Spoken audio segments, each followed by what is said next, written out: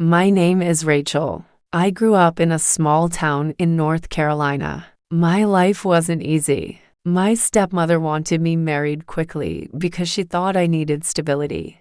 That's how I ended up with David.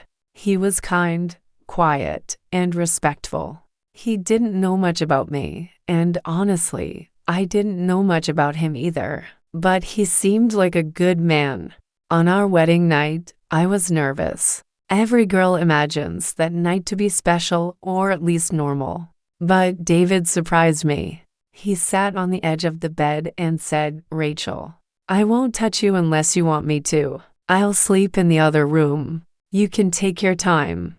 I just stared at him. No husband talks like that, right? Part of me felt relieved, but another part felt strange. Didn't he want me? That night, instead of being close, we slept in separate rooms. And that's how our marriage began. At first, I was okay with the distance. I had fears I couldn't explain, and David didn't pressure me. He lived in his room, I lived in mine. But he wasn't cold. He took care of me in quiet ways. Every morning there was coffee waiting for me. At dinner, he always asked, "Did you eat enough?" When I fell asleep on the couch one night, he covered me with a blanket. He never woke me, never crossed a line. We felt like roommates, not husband and wife. But slowly, I noticed something. I noticed how hard he worked, how gentle he was, how he thought of little details about me. And little by little, I started to look forward to seeing him. One Saturday, I was drawing in my sketchbook. Out of nowhere, David placed a box of colored pencils in front of me. That moment hit me harder than I expected. He noticed. He cared about small things. Another time, I got sick with the flu. David stayed up all night.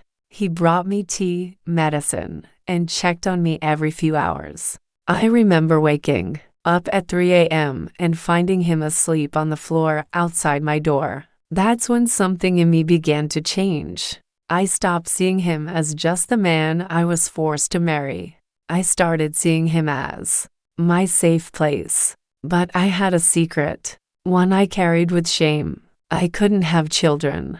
My doctor had told me months before the marriage, but I never told David. How could I? How do you tell a man that his wife can't give him a family? One night, it all came out. There was heavy rain outside, and I sat in my room crying, holding the doctor's report. David walked in quietly and saw the paper. He read it, his eyes softened. He didn't shout, didn't get angry.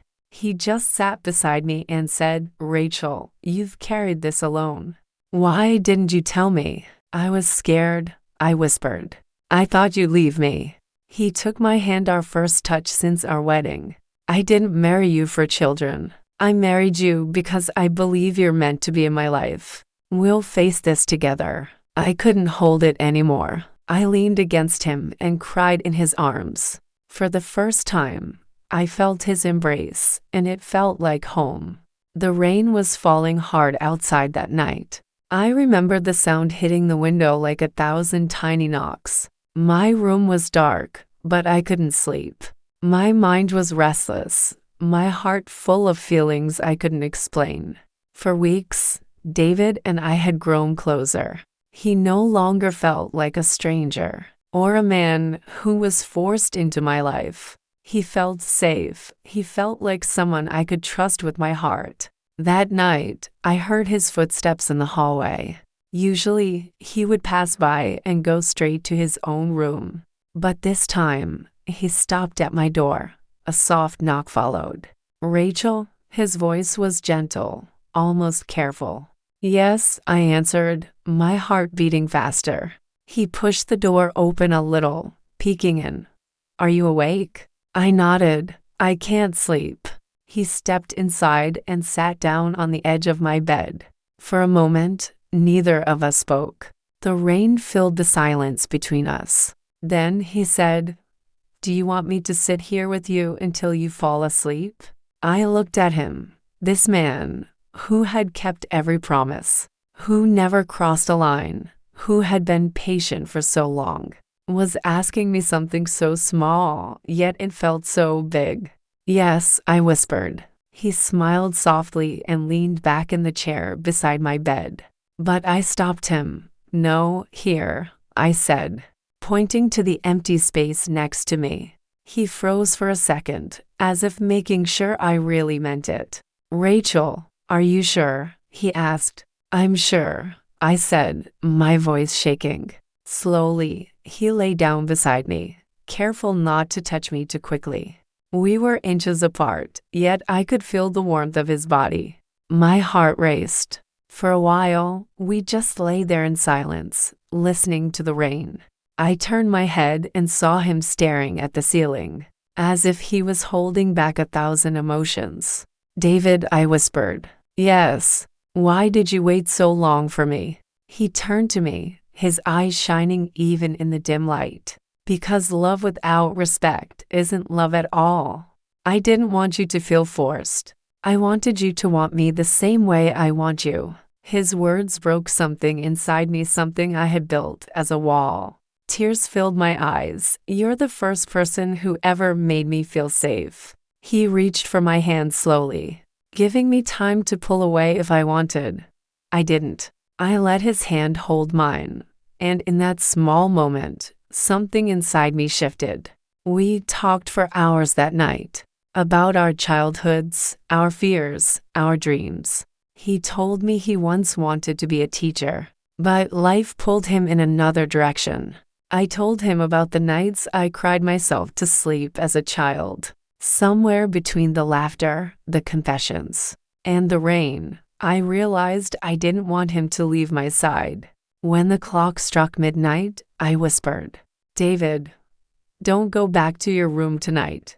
Stay with me. He looked at me, searching my face for any doubt. Rachel, if I stay, I won't be able to keep pretending I don't want to hold you. Then don't pretend, I said softly, my cheeks burning. His arms wrapped around me slowly, carefully, as if I was fragile glass. For the first time, I felt his embrace, warm and steady. My heart melted against his chest. That night, we didn't just share a bed, we shared our souls. Every touch was gentle, every kiss patient, every moment filled with love that had been waiting quietly to bloom. It wasn't rushed, it wasn't forced, it was ours. And when the morning light came through the curtains, I knew nothing would ever be the same again. Years have passed since then.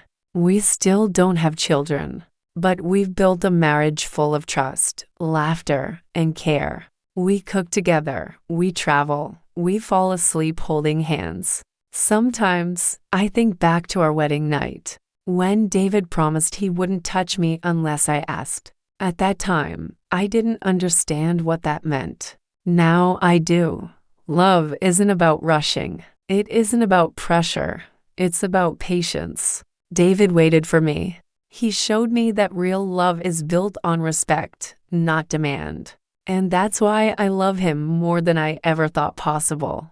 Marriage without touch isn't empty, it can be the strongest kind of love. Because when two people choose each other, not out of pressure, but out of care, that's when true intimacy begins.